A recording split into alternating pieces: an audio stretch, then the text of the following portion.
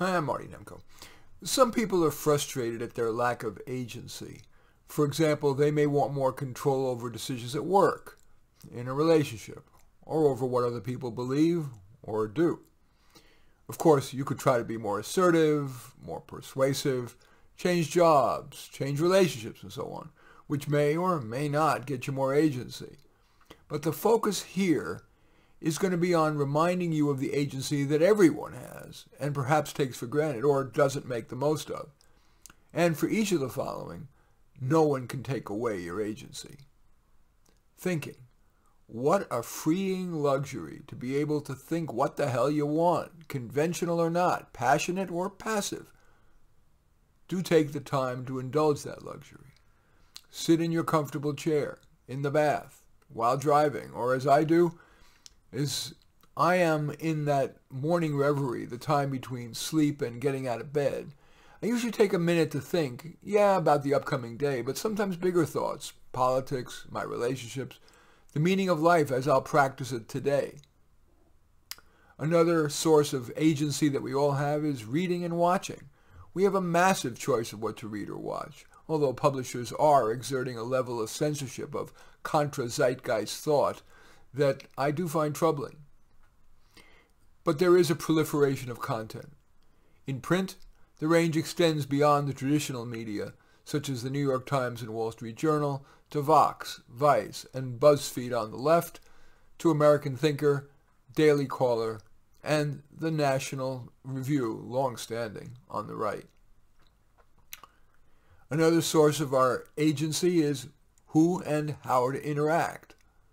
Sure, you could succumb to social and familial pressure, but you do retain a fair degree of agency in the area of who and how to interact. Do you want to interact more or less with certain family members, people at work, friends? And you can choose to keep it light or have intense conversations, emotionally, intellectually, or politically.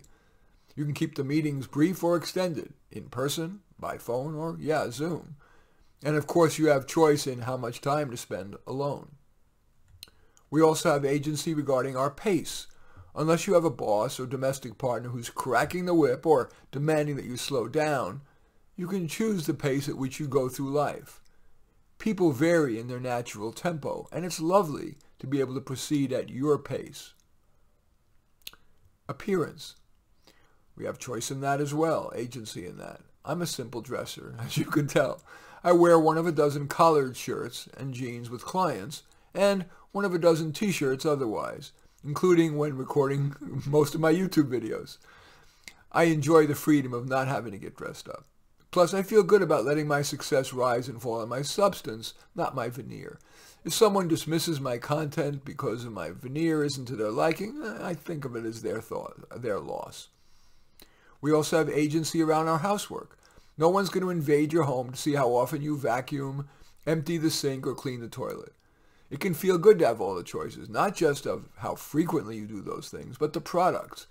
More effective or greener, quieter versus more powerful vacuum, quick and easy versus impressive meals. Your home indeed is your castle, and you are the king or queen. Gardening, another source of agency, except for the weather. You have complete agency with your plants, whether it's a full-scale garden or just a window box and a couple of houseplants. You can choose exotic or easy, aim for perfection, or decide that the perfect is the enemy of the good. I'm originally from New York, now living in California, and I particularly enjoy plants that I can grow only out here, oranges, bougainvillea, bird of paradise, and that roses bloom 8 months of the year rather than just 3 months, as is the case in New York. Another source of agency is creative outlet. Whether your creative outlet is art, writing, music, sports, you have a freely available outlet, whether it be a blog, whether you're writing, or even easier, if you're writing, medium.com. Many, if not most people, crave expression.